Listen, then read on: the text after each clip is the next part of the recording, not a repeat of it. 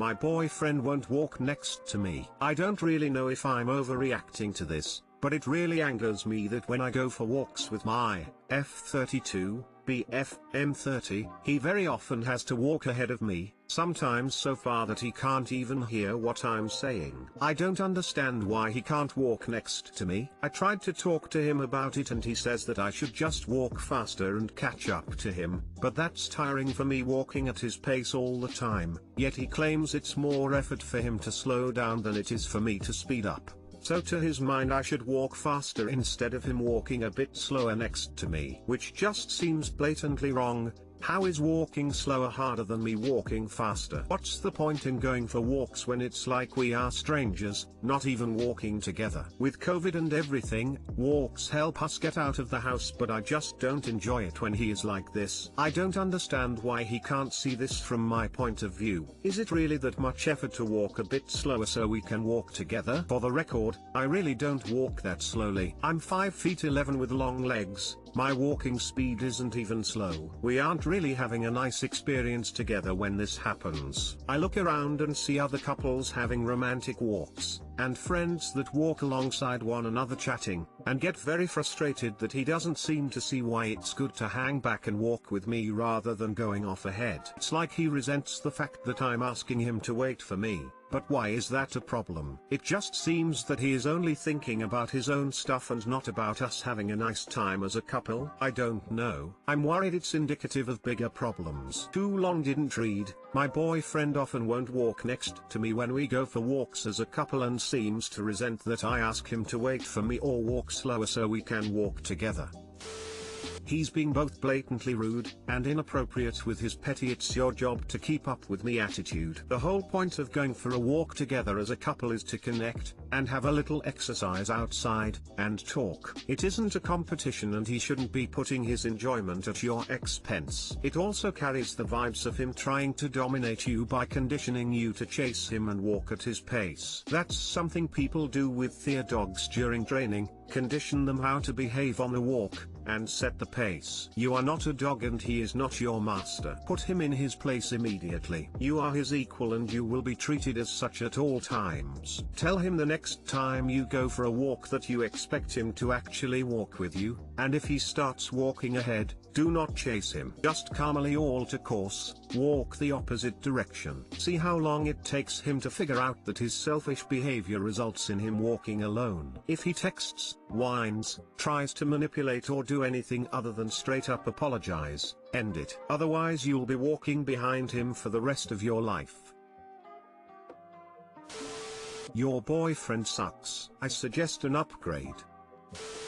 This is a red flag I ignored once and it was a mistake to ignore, and I don't care if it seems petty or an overreaction. I will never tolerate it again, ever. It spoke to larger disregard for me as a person. It spoke to lack of consideration, and honestly it spoke to him not wanting to walk with me. Pretty one-to-one direct, really. Does this person even want to be here? Guess not. He is being very petty. You've already expressed to him the issue and he doesn't want to get it. I think you should maybe go on walks by yourself to just calm down and relax for a little bit. If he is still eager to walk with you, tell him it does actually hurt your feelings when he walks ahead of you. Maybe you guys do just need a bit of a break from each other, not a full-on one, just some daily time spent apart to reflect. You guys, don't hold hands. Try that. Also try dating someone who wants to be with and near you, proud to be associated with you. How do you know when someone is a keeper? What are key signs you look for when considering if someone is worth your time/a relationship? I've, F19, wasted so much time and energy on boys who didn't truly value, respect, and love me. I feel like I have always jumped into relationships without evaluating whether it will be healthy or successful relationship because I enjoy the attention and companionship. As someone who is in the process of personal growth and self-love, I would like advice of how to know when someone is truly worth your time. Too often in my past I have made this evaluation based off my own feelings/emotions rather than a logical consideration of their actions and any signs/flags. signs. Too long didn't read. I want to learn what are logical signs and actions that one can use to determine if somebody is worth your time or a keeper. Please share with me key signs/things you look for when determining if a relationship is worth it or if somebody is a keeper. I'm sure there are more that I'm not thinking of at the moment, but here are some green flags in a relationship. Doesn't get angry. Someone can be upset, but if they get really worked up and angry, or in general tend to lose control of themselves emotionally, it's a red flag. Communicates when they are upset, again, without getting angry, approaches problems from a us versus the problem perspective as opposed to me versus you, more relevant in older relationships. Doesn't always fold and capitulate when you disagree with something. That never ends well. It's a sign that things will build up into resentments, and the person is not being honest with you. Does sometimes change their minds based on something you say, or appreciates and listens to your perspective. Teaches you new things and is interested in learning. Literally, is this person a good person? If a partner treats you well, that's one thing. A good person tries to treat all people, and animals, well. This doesn't mean they need to like everyone or be friends with everyone, but it means that they need to have a goal of doing good for others and never have a goal of harming others. Those are keepers. Is interested in improving as a person. For example, if you ask them how have you changed over the years, it's a green flag when one of the things they come up with includes how they used to be X way but then tried to improve. Almost everyone acted stupidly when they were younger, but it's a green flag when someone is comfortable opening up about their past flaws. It makes it more likely that are comfortable acknowledging their current flaws and working on them. For me, the first thing about my partner which made me think green flag was quite early on, noting we had known each other as friends for 3 years, but early on in the dating bit, he said something kind of shitty to me and I said, "That's not fair, I feel like you're being manipulative with that comment," and he said, without skipping a beat, "Yeah, you're right, I'm sorry, I felt hurt and I wanted to hurt you back," as a knee-jerk response. That's not how I want to be and I'll try not to do that again. I was flawed. After years of gaslighting and refusing to take responsibility with my ex, honesty and humility and openness to owning his part in things was a major win. It's unachievable to seek perfection in a partner. Humans are fallible and emotional and we say dumb shit, but the way he just owned up to what went on for him, that's the emotional awareness and availability that is absolutely necessary in a good relationship in my opinion. They treat you with respect. This includes respecting your time and your boundaries and your opinions. You can disagree without it devolving into a huge argument. You feel safe with them all the time. Neither of you are jealous or play games. If they don't meet this criteria, don't stay and hope they change. Just leave. Check out the website Love is Respect. They have lots of sources about healthy relationships. Wow, I've been on this site for the last 15 minutes and it is super helpful and informative. I will definitely be using it as a resource in the future. Thanks for telling me about it.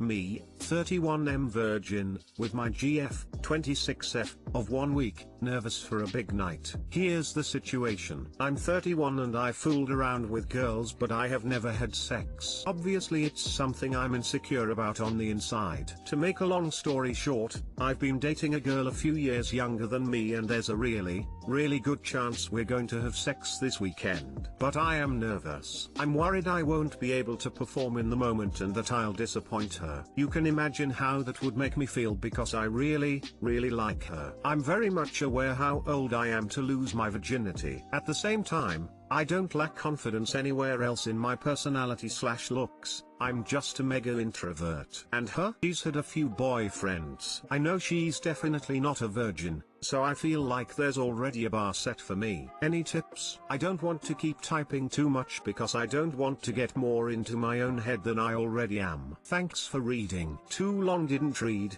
I'm a 31-year-old virgin and I'm nervous as fuck that I'll screw it up with my new girlfriend.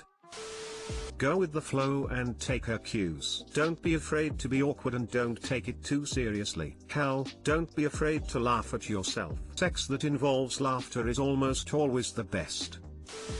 Her knowing you're a virgin might be embarrassing, I get that. But her thinking you're a lazy, or selfish, or just bad lover when you, potentially, have a quick performance or stumble a little would be worse. You don't tell her your sexual history, that's your information to do with what you choose, but she, and you, will likely have a better time if she knows what to expect. If I were her, I would prefer a heads up.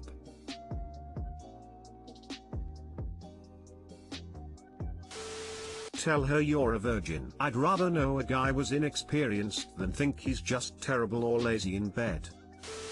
Does she know? I dated someone who was older and a virgin, and I wish I had known beforehand. He was nervous, and if I had known, I think it would have made things a lot clearer.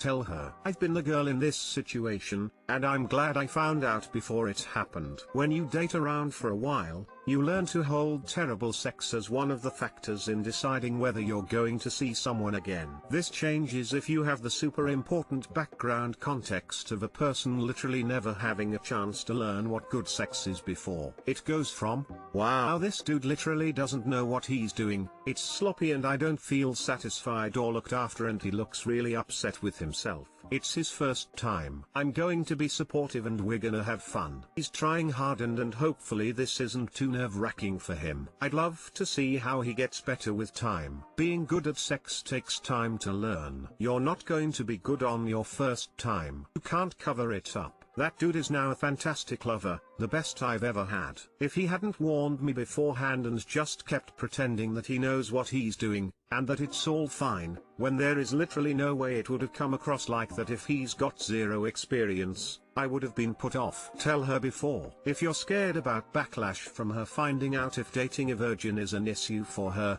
she's too shallow to be a fulfilling partner anyway. There's more honor in admitting that you're inexperienced but eager to learn and listen to and please her, than to clamber around and pretend that you're a manly know-it-all man and upset you both by having a bad time.